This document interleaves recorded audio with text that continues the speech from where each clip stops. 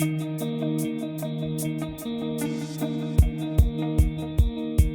2004, a tsunami originating in the Indian Ocean claimed the lives of 230,000 people.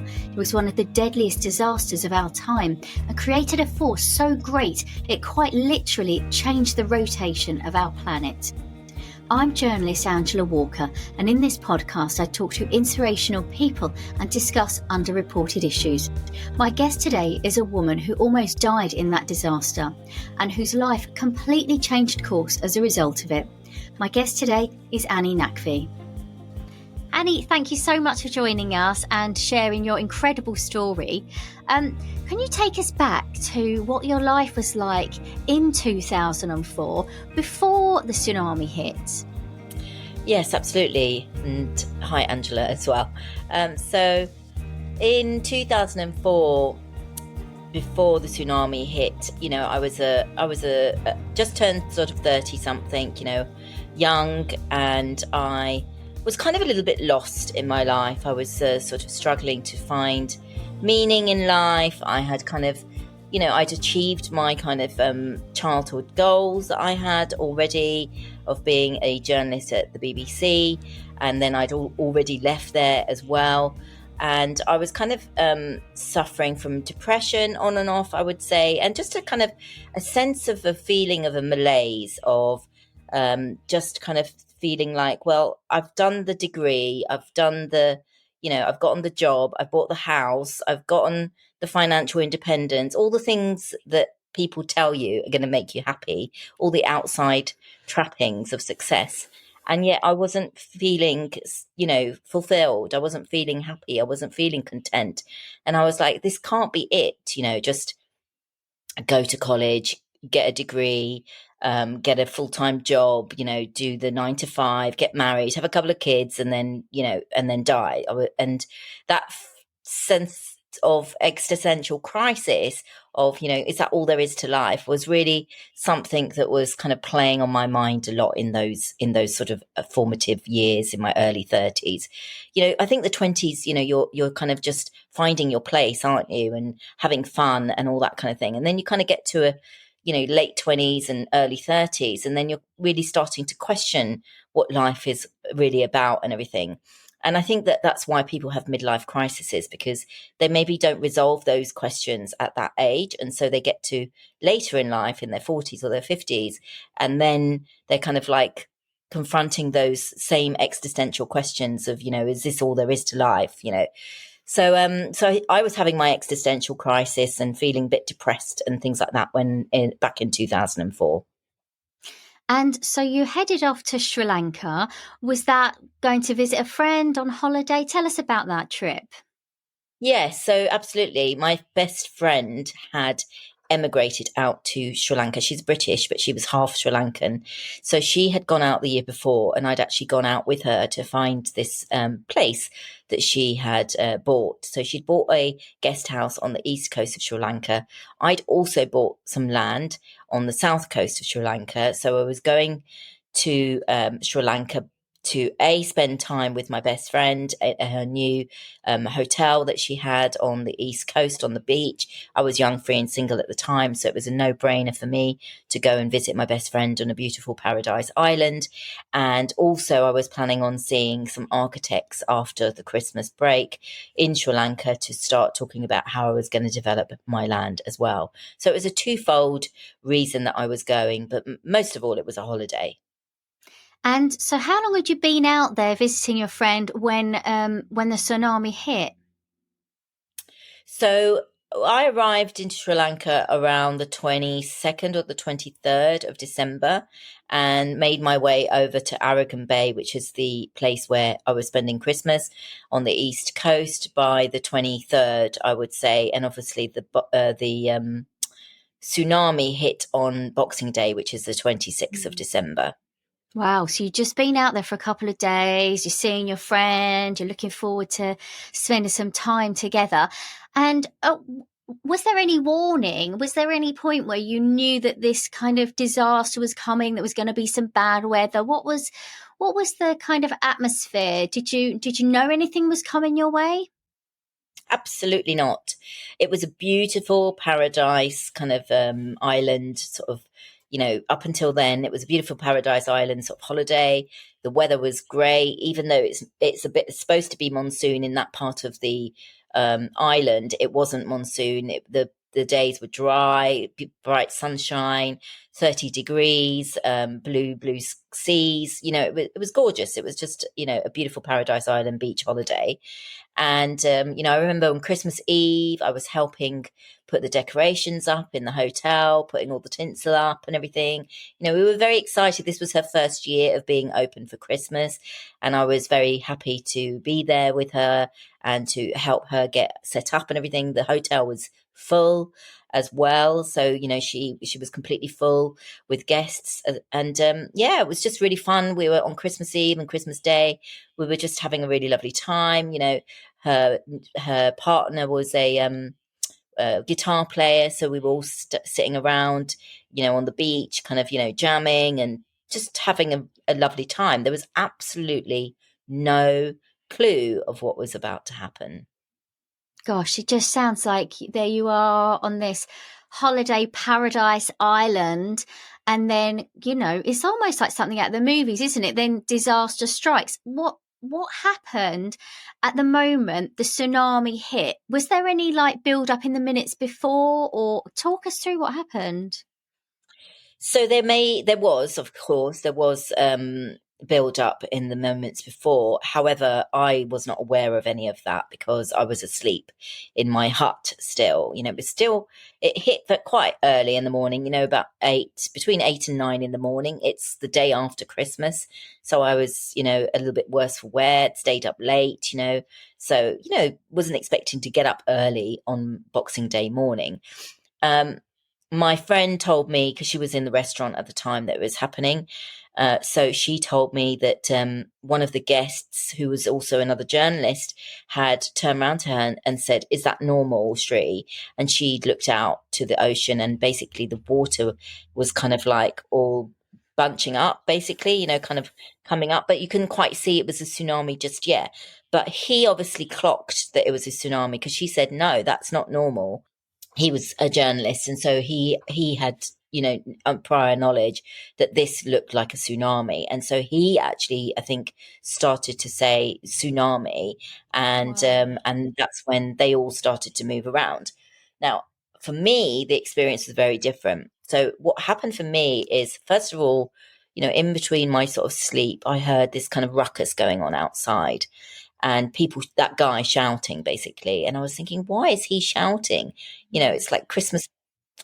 It's like, why is anybody having I thought somebody's having an argument, or, I just couldn't quite figure it out. Right. And then these are kind of muffled sounds and everything. And then what happened was that my door flung open to my hut. And so, of course, I instantly turned around in bed to see water flooding in. At first, I saw water flooding in at knee height. And then in the split second, I thought, oh my God, my passport, which was on a piece of furniture next to the door, the whole hut filled with water. So there was obviously the kind of the water, the surge of water that was coming in with the tsunami, but then you've got the kind of the wave, the crest that kind of hits completely, right? So when that crest hit, which was literally just a second or so after the door being opened, the whole the wave started to come in from all of the windows and the doors that it could come into, and it was this thundering powerhouse of black water, so you couldn't even see. So all the light that had come in from when the door had opened originally was now completely sucked out, because you're completely underwater, and this wave has submerged everything in this inky black darkness that you cannot see. And then you're underwater, you're drowning, and it felt like being a grain of rice in a washing machine. You are the insignificant grain of rice, but you're in this massive maelstrom of water that is, that you're tumbling around in, just like you would in a washing machine. That's the best way I can describe what it felt like to be in that.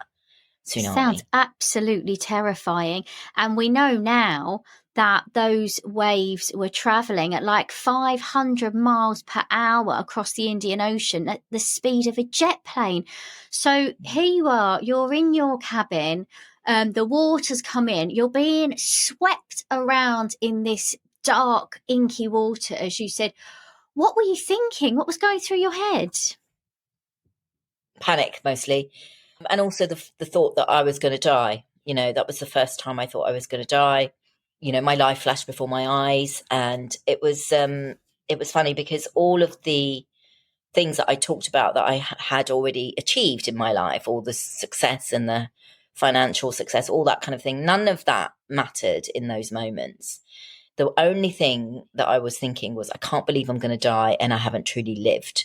Right. So I felt like I was being cheated because I hadn't really fallen in love. I hadn't gotten married. You know, I hadn't had a family. It's not like I was yearning for those things necessarily. I mean, I wanted those things, but in those moments when you're about to die, you suddenly realize what was really important. And I also remember my intuition at that point saying to me, remember this moment, Annie, you do not want to die, because this depression, this on off depression I'd been having, you know, kind of sometimes made me feel like I didn't really want to be here or something. But in those moments, I could tell how much I was fighting. And so I said to myself, remember this moment because you don't want to die. And actually, that memory held me whilst I suffered from PTSD after the tsunami as well. Like I would come back to that memory and I'd be like, okay, so you don't really want to die, but this is a tough time you're going through, sort of thing. You said earlier that your life flashed before your eyes, and we hear that from survivors of disasters and people who've had like near death experiences. What does that mean for you when you say your life flashed before your eyes? So you're kind of all the sort of the memories of specific times in your life kind of flash up for you, right? And um and then the feeling that I had was this feeling of dying without having truly lived. Okay, so it was like a feeling of regret of, I can't believe I'm going to die without having truly lived. So you're kind of just, it's like little, I can't even describe it very well, to be honest. You go back in different flashes of your life, different scenes of your life literally flash up in front of you, kind of thing, all the way from present down to when you were a child. Yeah. And you might be images of you when you were a little child, you know, with family and, you know, all big moments and things like that in your life as well, meaningful moments in your life. So that's what I mean by life flash before my eyes. I hope that makes sense. It's so interesting, isn't it? And I wonder what it is about the human brain that does that to us in that moment of panic, that all of these special memories like are there for us to think about in that when there's so much going on, you know, in that moment when you're so I guess you're thinking, how do I get out of here? How did you escape from that cabin that was full of water, Annie? So I didn't really escape but luckily the tsunami destroyed everything in its path. Yeah, it flattened everything for miles. So eventually the hut began to disintegrate, even though it was a concrete hut. And I kind of in those moments regretted not being in a kind of like in a wooden hut, because obviously that would have disintegrated a lot faster than a concrete hut would have done. But it eventually disintegrated, and as it started to disintegrate, you know, the little shards of light started to come through from little holes that were being made in the building. And then eventually the whole building collapsed and I was kind of washed inland with the tsunami. So that's how I managed to get out of the hut. It was just pure luck. And, you know, that I just was one of the fortunate ones in the sense that, because I was literally about to drown just before that hut started to disintegrate, and because I was thinking, oh my god, I'm going to die in this dark, dingy hut, and then obviously it started to disintegrate, and I got washed inland with the tsunami. My goodness. What was happening? Your friend, you said, had been in the kitchen of the hotel. What happened to your friend? So she was serving in the restaurant at the time, which was right on the beachfront. So obviously, when they saw the tsunami, she ran to go and get her husband, who was in one of the that was in the hut opposite mine actually, and she was about to come to me, but there just wasn't time, and he just grabbed her hand and said, "We've got to run." And she described seeing that tsunami, literally kind of, big, massive tsunami kicking at their heels. And obviously they went under the tsunami as well. They got caught up in it as well. But when I was in the tsunami getting washed inland, I was lucky that I saw them. They'd managed to grab hold of something or something, and they were standing on something. It was either a kind of a roof of a building or I can't remember exactly what it was, but they were standing on something as I was being washed past. Because obviously my first concern was for her because she was pregnant at the time. Gosh. So when I saw her and the husband there, her partner there, I felt relief. Okay, so she's okay, and so is Wayne, and now I've just got to sort of try and sort myself out. Not that there was anything to sort out actually, because you couldn't do anything, as you say. It was running at such fast speeds. People say to me, "Could you swim?" No, you can't swim. It's so fast. You're being literally thrown along with the water. And I just got very lucky in that I got thrown into the path of a tree that saved my life essentially, because I just held on to that tree for dear life, and and that kind of saved me. Otherwise, I was going to hurtle into the jungle and get knocked out by something. Gosh. And then when the dust settles, I guess when the water receded, you're in the middle of a disaster zone. It's just carnage. What was it like looking around? Was there a moment when the waters went back, and then you just were like, managed to look around and see what had happened in the aftermath? Yeah. So basically, like the water eventually sucked back out to the sea again, and but it still kind of left you with chest height water. So you're still, fairly submerged in the water, but it's no longer going over your head anymore. So at that point, when it gets sucked out, obviously we didn't know about tsunamis then. So I didn't know that a tsunami sucks in and sucks out and then comes back in again and all that kind of thing, right? So my only thought, by now, when the water goes back out again, there's this kind of almost eerie silence, right? And then there's like all the discombobulated voices of people calling out for their loved ones. You just start to hear these voices, like they sound ghost-like, yeah. But I could still see my friends in the distance. So my only thought was, I need to get to Sri and Wayne. I need to get to Sri and Wayne. And obviously you're in complete and utter shock, because one minute you're fast asleep. The next minute you're underwater and drowning, fighting for your life. The next second you're being hurtled at ridiculous speeds inland by this massive wave, and you've got all these dead bodies in the water next to you. So you're completely and utterly, in panic survival mode, having disorientated, having no idea about what's happened, completely in shock. So it was really kind of full on. And yeah, at first you're just in shock, to be honest. And all I could think was, I need to get to my friends. And I guess so you go into like autopilot and you manage to get over to Sri and Wayne, do you? And then what happens after that? Yeah, so the thing is Wayne had managed to sustain quite a big injury on his arm. So he was very adamant about going back to the hotel to get the first aid kit. I was too much in shock to say or do anything really. And Sheree was the only one that sort of seemed to have any sense of decorum around her, and she was actually saying, there is no hotel, there is no first aid kit. But because we were all in shock, he was also in his shock, and he was like, we've got to get to the hotel, we've got to get first aid kit. So we just blindly started to follow him back towards the shore. And I was just happy to be with my friend.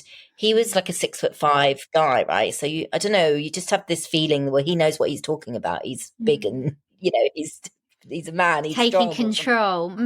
Yeah, exactly. And then obviously we didn't realize at the time, but that was exactly the wrong thing to do because we very nearly got Gosh, caught up in the second tsunami as a result of trying to get back to shore. my goodness. And what happened in the days and weeks after that then, Annie? Well, I mean, well, it was so much to go through. The days afterwards, I'd met this guy on the hilltop that had he used to do a segment on the Oprah Winfrey Show at the time. I didn't know who he was, but we became very close during that sort of week that we were kind of together, stranded in Aragon Bay. And then when we got airlifted a couple of days later, and then we also made it back to Colombo and stayed together as well. So we'd become very close. And he actually called me in the new year. Once we'd gotten back, he actually also bought the flights for us all to go back to our home countries as well. And he called me in the new year and he said, look, we're doing a show on the Oprah Winfrey Show. She wants to do the Tsunami special program. Obviously, she wants to feature me as one of the main parts of the story. And because he did lose his partner during the tsunami.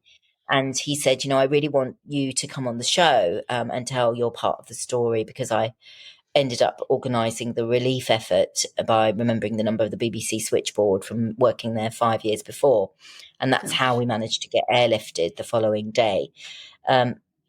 So he invited me onto the Oprah Winfrey Show, which, I wasn't mad keen on because I was very, very in PTSD. I was completely and utterly traumatized. And but he sort of said to me, first of all, it was great to hear from him, and secondly, I knew that I wanted to see him and the other people that I'd been in the tsunami with, that he'd also invited on the show. But he also then said, it's going to be a fundraiser and all the money is going to go to Aragon Bay. And so that was what really swung it for me, was because I knew how just devastated Aragon Bay had been by the tsunami. When we got airlifted out, you could see everything was flat as a pancake for miles around. Not a single building was left in sight. So I ended up going to Chicago. They ended up, flying me out to Chicago for the show, not long after the tsunami, in sort of middle of January. And it was really nice to see Nate again, and also to see Anne-Lee and Stefan, who were the couple that were in the hut next to mine, and the other survivors from the tsunami as well. So, but yeah, when I got back from that, the kind of the PTSD kicked in. In fact, a couple of months later, I had all my wounds were infected. I had the camper the helicopter bacterial virus, I can't remember, the pylori virus or whatever, which is like a food poisoning virus that I got from ingesting the dirty water. And then I also got something called Bell's palsy, which is one side of your face gets paralyzed. So I woke up one morning thinking I'd had a stroke because one side of my whole face was paralyzed. I was sort of drooling.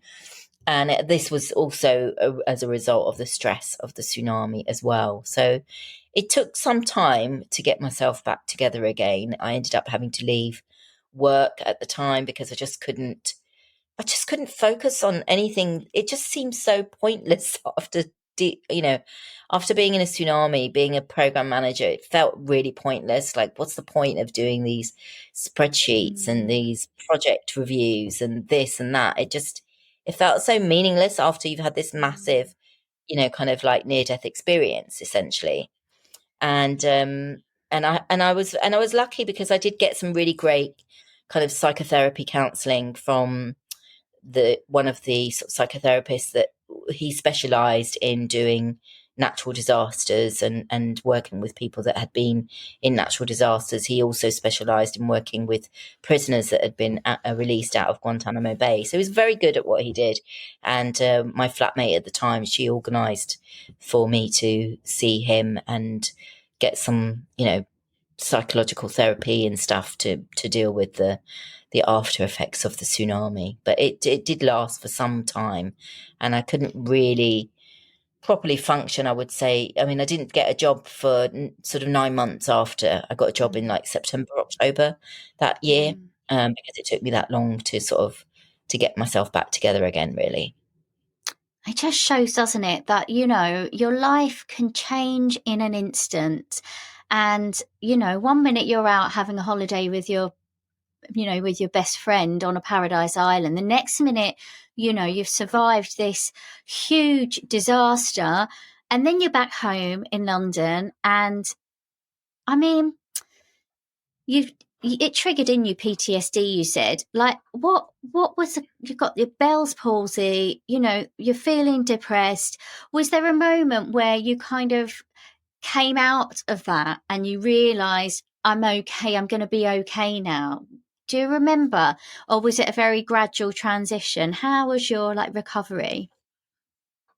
I would say it was a gradual transition. However, when I had been on the Oprah Winfrey show and Oprah was interviewing me, I'd said to her, I know that there must be something that I have to do here, which is why I survived. Because I believe that when the soul has completed its journey, then it kind of moves on. So the fact that I was still around meant that I felt like my soul hadn't completed its journey, and that whatever, there was still stuff that I was here to do.